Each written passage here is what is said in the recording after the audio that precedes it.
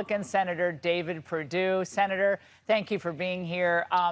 First off, there are a lot of Trump voters. Yes, you can applaud. In our socially distanced crowd, we could put 5,000 people in here, but it's socially distanced. But there are a lot of voters out there who are demoralized and they're mad, and they think Donald Trump won this state and won it handily. And they may even be asking themselves if there's any point in voting at all without reforms in this system. What do you say to them tonight, Senator? Well, first of all, welcome to Georgia. We're glad you're here. Thanks for the help.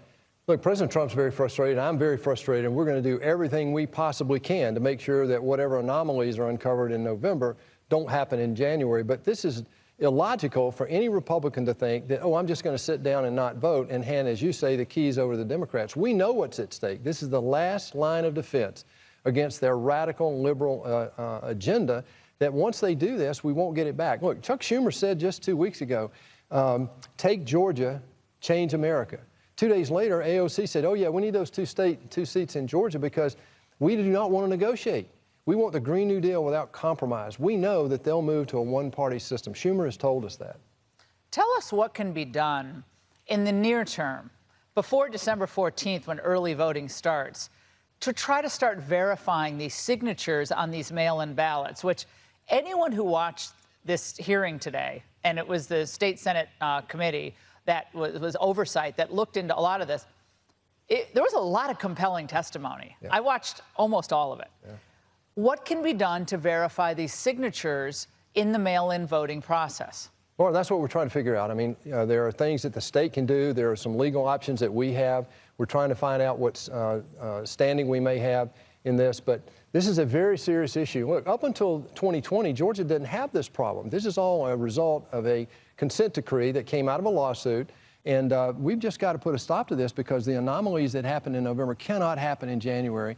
And we've got to do everything we can in December. Our team right now is focused on getting the vote out in Georgia and making sure that everybody that voted in November understands what's at stake and comes back out and votes. Senator Perdue, what do you say to those suburbanites who maybe, and I know the type.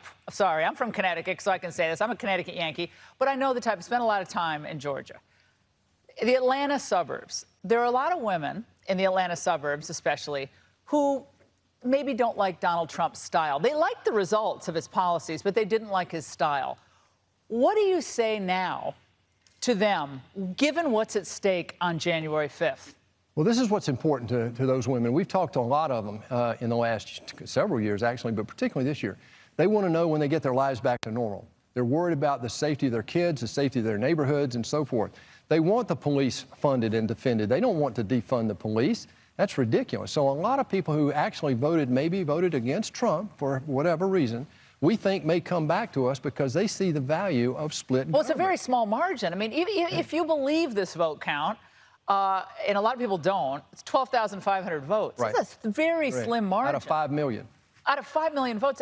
So do these suburbanites need a united Republican Party, or do they need people running around saying, oh, don't vote on January 5th because that would be perpetuating a corrupt process? When I heard that the other day, I almost fell out of my chair. I'm like, y'all almost don't deserve to win if you're that stupid, frankly. Sorry. Well, some of those comments are made by Democrats. Let's be clear. Oh, they're loving this. They're loving this. What we have to do is stand united. We did in November. And we produced 52.5% in my election. 52.5% of Georgians rejected Jon Ossoff and this democratic socialist agenda. That's the truth, 52 to 47. So we think we can get that vote out. What are Ossoff's qualifications? I mean, he did a few documentary films, and Bernie Sanders endorsed him, as far as what are his qualifications? Well, you ask me questions normally that I can answer. This is one that I'm not sure I can answer. All right, by the way, Jon Ossoff had this to say at an event earlier today. It was a federal grand jury subpoenaing banking records that found out he does in fact order trades himself. So he can brag about how he's not been prosecuted criminally for his misconduct. It doesn't make it any less wrong. And the people of Georgia are fed up with his corruption and Kelly Loeffler's. Senator, this is such an easy response, but I'll let you go ahead. Well, thank you. I mean, we've already litigated this back in the general election, and most people in Georgia responded appropriately. Look, this has already been litigated in the 3 different entities in Washington. Absolutely gave me a clean bill of health, said there was nothing there at all.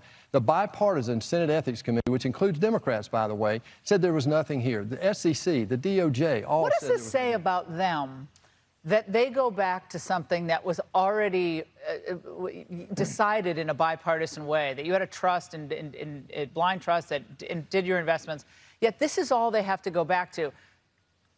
If there was something legitimate, I'd throw it in your face right now. Sure. But this is kind of a weak sister move on the part of Ossoff. So that gives me, that gives me great hope that, the kind of pretty boy thing that's going on is not really going to. Well, no, this is what the Democrats do, Laura. You know this. You call it out all the time. When they can't defend this liberal agenda, there's no evidence in the world that what they want to do can work, and they do not want to defend that. We engaged and engaged, and they never would try to defend this. Even AOC, when she talks about the Green New Deal, cannot defend it. Only 20% of it addresses climate change. The rest of it is totally to support their social agenda. A new poll out, and polls, given what they did in the last election, they said Republicans are going to lose House seats. Trump helped deliver huge House seats, so forth. Shows that you and Loeffler trail your Democrat opponents by 2 and 7 points, respectively. Thoughts? I'm an outsider to this process. I remember back in 2014, these same pollsters had us down 8 to 10 points. We won by 8. They had Trump down by 5. He won by 5 here. I don't put a lot of stock in that. What I'd put stock in is the people of Georgia. They stood up one time. They're going to stand up again, and we're going to make sure whatever we have to do in December, that their vote is going to be accounted for correctly. Legal votes. Every legal vote. This is what President Trump said from the beginning. We want every legal vote counted properly. We want every illegal vote eliminated. That's all we want. Isn't that American? Isn't that what everybody should want? How important is it for Donald Trump to be here Saturday? Oh, I'm so excited, frankly. I mean, that you're here Thursday night. We have the Vice President coming tomorrow, and the President's coming down to Valdosta, the southern part of our state, on Saturday. It's where he actually started one of his first rallies when he was a candidate. I remember. And so he's excited about coming down, and he's going to deliver this message, and that is, look, we've got to protect what we did for 4 years under this administration. If, in fact, the result is not in his favor, we've got to protect it. And the way to do that is to get Kelly Loeffler and David Perdue reelected. David Perdue, we really appreciate your Thank you. joining us, and we're going to be watching this. Good luck. Come back on the show.